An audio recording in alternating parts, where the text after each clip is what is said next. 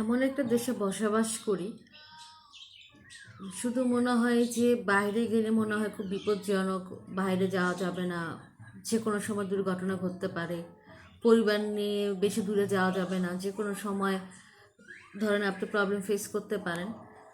তো আসলে আমি বলতে চাই, আমি যে এখন বাসায় আছি আমার এখানে এখনও আতঙ্ক লাগে।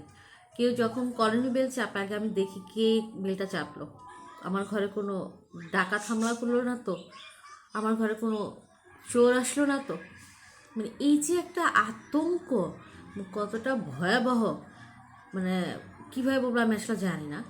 আমি একটু ছোট্ট একটা গল্প শেয়ার করি, সেটা হচ্ছে আমি ফার্স্ট যখন ভোটার হই, আমি যখন ভোট দিতে যাই ফার্স্ট প্রথম, তো আমি খুব এক্সাইটমেন্ট নিয়ে আমি ভোট কেন্দ্রে গিয়েছিলাম ভোট দেওয়ার জন্য।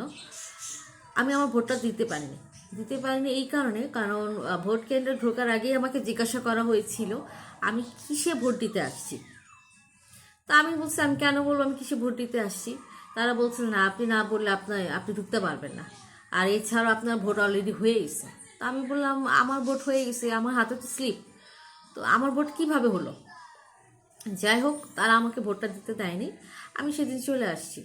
তো ভাবলাম হয়তো বা এবারের মতো অনিয়ম হচ্ছে, নেক্সট টাইম হয়তো বা হবে না। আমি ঠিক নেক্সট টাইম আবার ট্রাই করি। সত্যি কথা বলতে আমি সেদিন ঠিক মানে আমার কাছে মনে হয়েছিল আমি ভুল দেশে জন্মগ্রহণ করেছি।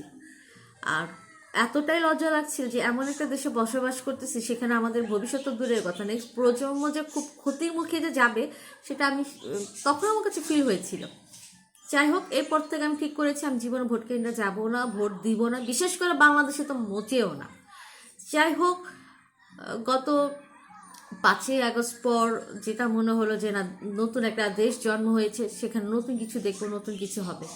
দুঃখের বিষয়, এতটা ভয়ানক দিন যে দেখতে হবে কখনো চিন্তা করতে পারিনি। গত 2-3 দিনে যে পরিমাণ নিউজ হচ্ছে, বিশেষ করে যে পরিমাণ হামলা, যে পরিমাণ আপনার জীবনের উপর সেফটি নেই, আপনি ঘর থেকে বেরোচ্ছেন আপনি জানেনই না আপনি ঠিক মতন করে ঘরে ফিরতে পারবেন কি না। এটা কী বড় একটা আতঙ্ক। সূর্যতে বাইরে গেলে যে আতঙ্ক তা না, আমি যে ঘরের ভিতরে বসে আছি আমাকে এটাও আতঙ্ক লাগতেছে। বেল চাপলে আমার মনে ভয়ের কাজ খেলা, কে দাঁড়াইলো বাইরে, কে কে নক করলো। তো এই আতঙ্কে নিয়ে তো এই দেশে বসবাস করার কথা তো আমার ছিল না। এখন বলতে পারেন আপনি ঘরে বসে আসছেন কেন, আসলে আমি একা তো চাইলে কিছু করতে পারবো না, সবারই উদ্যোগে কিছু একটা করতে হবে। তবে আমি বলবো আমাদের আসলে কিছু করা উচিত। আমরা যদি এই মুহূর্তে কিছু করতে না পারি, সামনে আরও ভয়ানক দিন আমাদের জন্য ওয়েট করতেছে। Just wait and C.